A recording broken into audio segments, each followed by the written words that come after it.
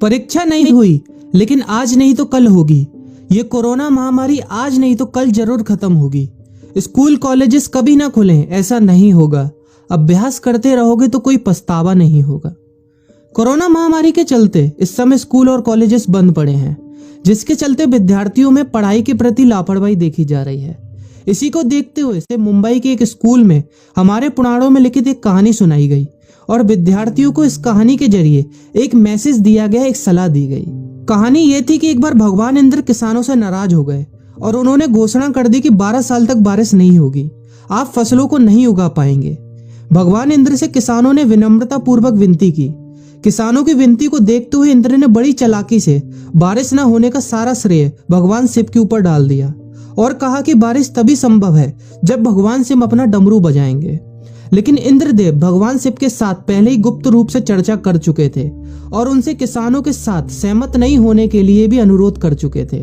जब किसान भगवान शिव के पास बारिश के लिए विनती करने के लिए गए तो उन्होंने भी कह दिया कि बारिश तभी होगी जब मैं 12 साल बाद अपना डमरू बजाऊंगा। निराश होकर वापस लौटते किसानों ने 12 साल तक इंतजार करने का फैसला किया। लेकिन उनमें से एक किसान वापस लौटकर नियमित रूप से अपना काम कर रहा था, खेती कर रहा था, यहाँ तक कि बीज भी बो रहा था। अन्य किसानों ने यह देखकर उस किसान का मजाक उड़ाना चालू कर दिया।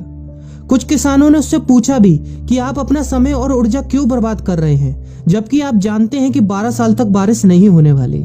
उस किसान ने जवाब दिया कि मुझे पता है कि बारिश के बिना मेरी फसल नहीं आएगी, लेकिन मैं ये सब केवल अभ्यास के रूप में कर रहा हूँ। 12 साल बाद मैं फसलों को उगाने और खेतों में काम करने की प्रतिक्रिया को भूल जाऊंगा। शरीर की काम करने की आदत छूट जाएगी और शरीर आलस का शिकार हो जाएगा।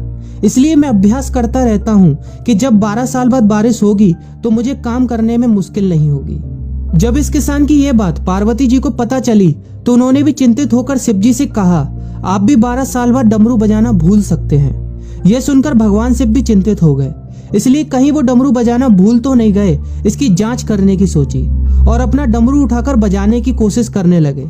कोशिश करते हुए जैसे ही डमरू से आवाज आई वैसी बारिश होने लगी और जो किसान नियमित रूप से अपना काम कर रहा था उस किसान का खेत फसलों से हरा भरा हो गया।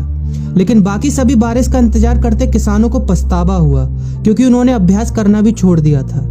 इसी तरह 2 सप्ताह बाद, 2 महीने बाद या 2 साल बाद लॉकडाउन समाप्त हो जाएगा। कोरोना महामारी भी खत्म हो जाएगी। इसे घूरने या इस महामारी के खत्म होने तक का इंतजार करने से बेहतर है कि आप जिस कक्षा में हैं या जिस अगली कक्षा में जाने वाले हैं उसका अध्ययन करें। पुस्तकों का अध्ययन करके अपने कौशल को तेज करें। आपके पास जो ज्ञान है उसे और बढ़ाएं। इस समय का इस्तेमाल करें और ये सोचें कि आप और भी बेहतर कैसे कर सकते हैं, क्योंकि डमरू कभी भी बच सकता है। इसलिए अभ्यास करते रहें। अभ्यास ही गुणवत्ता का सार है। अभ्यास ही है जो आपको किसी भी क्षेत्र में पूर्ण बनाता है। अगर आप अपनी पढ़ाई के प्रति लापरवाही छोड़कर अभ्यास करते रहेंगे तो जब काम करने का समय आएगा, जब भी परीक्षा देने का समय आएगा, तो आप हर चुनौती और अपने हर क्वेश्चन का जवाब देने के लिए तैयार रहेंगे। अपना ध्यान रखें और अपनों का ख्याल रखें, क्योंकि कोरोना भी गया नहीं है। घर पर ही रहने की कोशिश करें ताकि आप भी और अन्य भी सुरक्षित रहें और नियमित रूप से अभ्यास करते रहें, क्योंकि डमरू कभी भी बच सकता है। वीडियो अच्छी लगी हो तो वीडियो को लाइक और अपने फ्रेंड्स के साथ शेयर करना मत भूलिएगा। और अगर आप एक पेरेंट हैं तो आप भी अपने बच्चों के साथ इस वीडियो को शेयर करना मत भूलिएगा।